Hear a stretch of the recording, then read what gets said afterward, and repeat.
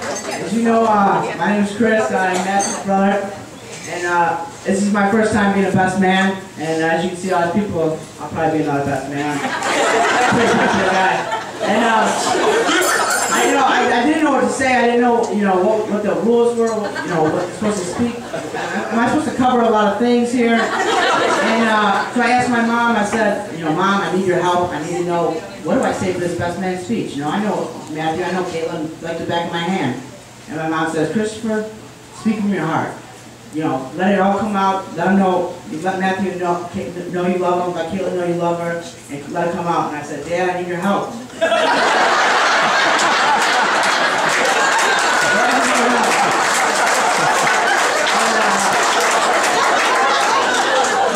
So my dad looked at me and said, sit down, Chris.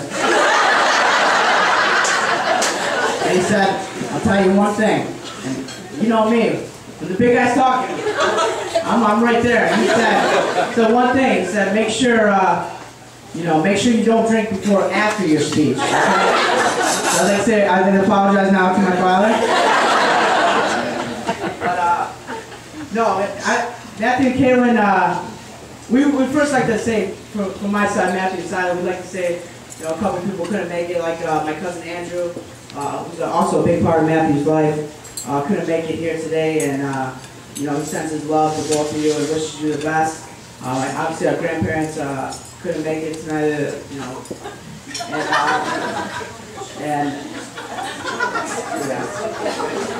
So when I first met Caitlin, though, it was a little weird. This is my older brother, and you would think I wouldn't feel the way I felt, but when I first met Caitlin, I was very, brought back. I took it in and I said, this is the girl that's going to be dating my brother. He's older now, and I don't want her to break my brother's heart, or I don't know what they're thinking together.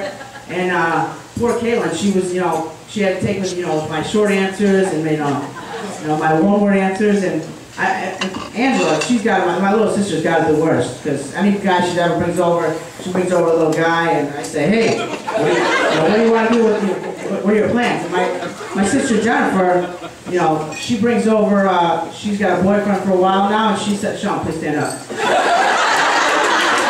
Sean, stand up. Please stand. And, so I'm used to Angela's little boyfriends, and all of a sudden Jennifer brings home this, and I said, sir, can I get you anything to drink? And,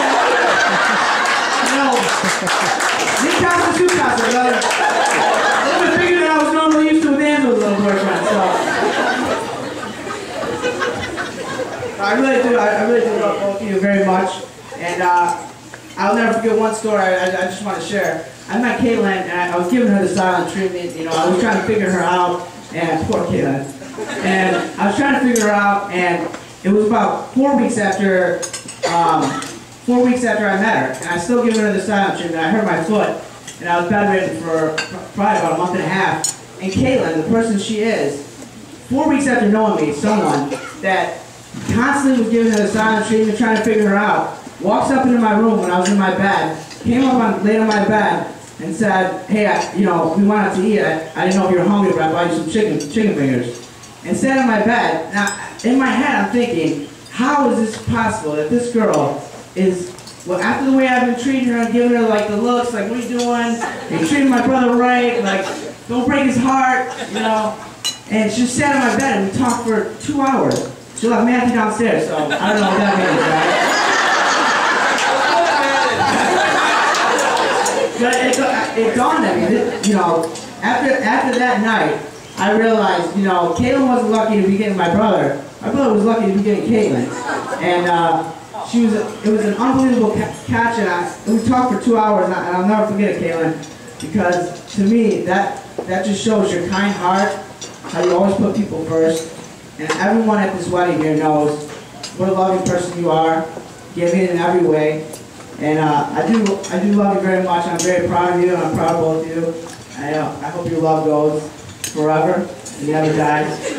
And now we got my brother, so I have a list that I'm going to bring out for our brother. I got a couple stories for him, so sit back and relax. I don't like kidding. Mom would get mad. Honestly, my brother, real quick, the biggest, to say that he's my best friend, would be a complete understatement, because he's been my inspiration through the years, and when everyone told my brother, you can't do this, he did it.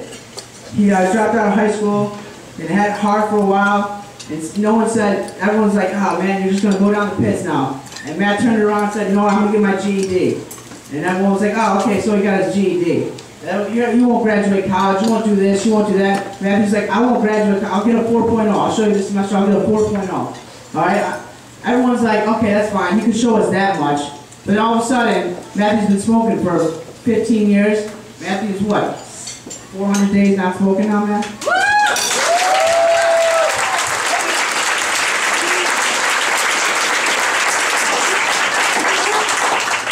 He's been my biggest inspiration and the biggest person to everyone he touches.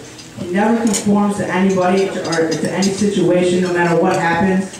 He always stands his ground, holds his values, and I think that's the hardest thing to do in today's society.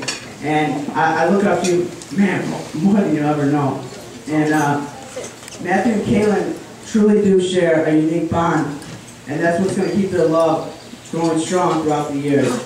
And after that first night with me and Kaylin, we went out and, talked to me, and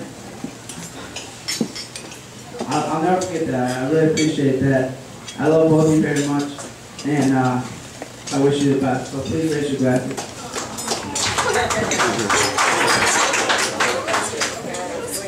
Health and happiness, but not only health and happiness, to their candle that we see right there, always burning, never dying out. Their love strong when it gets hard, growing even stronger. To Matthew and Kaylin.